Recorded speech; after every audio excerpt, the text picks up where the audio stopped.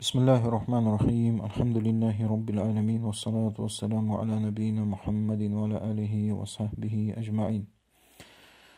Оразаның шарттары. Негізгі оразаның 6 шарты бар. Ең бірінші, ораза ұстау үшін мұсылман болуы, яғни ислам дінінде болуы. Аллах Тағала Құранда айтады: "Инна дина индаллахил ислам." Ақиқатында Аллахтың құзырындағы дін ол ислам дейді. Мысалға, басқа дін өкілі ораза ұстаса, оның оразасы әрине қабыл болмайды. Неге? Өйткені ораза ол құлшылық, яғни адам мұсылман болу керек, ислам дінде болу керек. Екіншісі әл-булуғ дейді. Әл-булуғ ол адамның, баланың балағат жасқа жетуі. Егер бала балағат жасқа жетпесе, ол құлшылықтар оған парыз емес. Егер де бұл жерде ескеретін мәселе, балағат жасқа жетпей, бірақ ол мумайиз болса, яғни ажыралататын болса, ненің дұрыс, ненің бұрыс екенін ажыралататын болса, ол ораза ұстаса, оның оразасы не? Қабыл болады, иншалла, қабыл болады. Мысалға, ол 9-да болуы мүмкін, 8-де болуы мүмкін ол бала, бірақ балағат жасқа әлі жеткен жоқ. Үшіншісі әл-ақыл. Ақыл дегеніміз адам баласының ақыл есін дұрыс болуы, яғни жынды болмауы, нерв жүйелерімен ауырмауы, ақыл есін дұрыс болуы. Неге? Пайғамбар хадисінде айтады: "Руфиа қаламу ан саласа." 3 адамнан қалам көтерілген дейді. Яғни 3 түрлі адамға уәжіп емес, құлшылық уәжіп емес. Соның ішінде әл-мәжнун, жынды адам. Енді осы үшеуін айтатын болсақ, ол ұйықтап жатқан адам, ұйқысынан оянғанша дейін жынды адам, және балағатқа жетпеген адам. Осы үшеуіне парыз емес. Бұл жерде ескеретін мәселе, мысалға, ұйықтап жатқан адам оянса, оған сол оянғаннан кейін бірден оның құлшылықтар оған не? Парыз болады.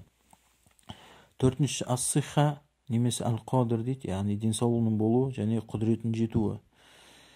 Егер де кім ауырса, оған ораза парыз емес. Енді аурудың бұл жерде 2 түрі бар. Мысалға, өмір бақи ауыратын ауру бар. Өмір бақи ауыратын ауру бар. Мысалы, сахарный диабет дейді, 1-ші тип, немесе басқа да аурулар ораза ұстауына кедергі болатын. Осы жерде не істейді? Ораза парыз емес. Енді аурудың 2-ші түрлері бар. Мысалға, уақытша аурулар. Мысалға, тұмау, басқа да аурулар, жазылуға үміт бар аурулар. Олар не істейді? Ол жерде оразасын ұстамайды. Бірақ ауруы қалай кетеді, солай оған не істейді? Оның қазасын өтейді. Сол аурудың қазасын, ауырып ұстамаған күндердің қазасын өтейді. Қандай бізге дәлел бұл жерде? Аллах Тағала Құран-ы Кәрімде айтады: "Уаман кана маридон ау аля сафар фаиддату мин аямин ухар." Кім дейді, ауру болса дейді, немесе сафарда болса, басқа күндер дейді.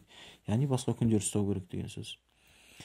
Ал енді ауру өмір бақи болса, өмір бақи, және бірінші айтқанымыз, онда не істейді? Фидиясын өтейді. Фидиясы әр күні, оразаның әр күніне бір мұқтаж кедейді тамақтандыру. 29 күн болса 29, 30 күн болса 30 күн. Енді 5-шісі бұл жерде алиқома дейді. Алиқома деген тұрғылықты мекенде тұру. Яғни сапаршы болмау. Егер сапарда болса, ораза оған парыз болмайды. Егер де бірақ сапарында ұстаса, ол сапарында ұстаған оразасы оған қиыншылық туғызбаса, ол оразасы не? Ұстауға рұқсат етіледі, және ол қабыл болады, иншалла. Сол сияқты келесі шарты оразаның бұл етек кірінің немесе бала босанғаннан кейінгі тазаратын қанның келмеуі. Осы жағдайда әйел адамдарына ораза ұстауға болмайды. Неге? Пайғамбар хадисте айтады: "Алайта иза хадат лам тусалли ва лам тасум." Олар хайыз болса дейді, намаз оқымайды дейді. Сол сияқты уалам тасум, сол сияқты не дейді? Ораза ұстамайды. Фазалика мин хусани диниха. Міне осы дейді, олардың діндерінің нақыстарынан дейді. Яғни әйел адамдарының діндерінің нақыстығынан дейді.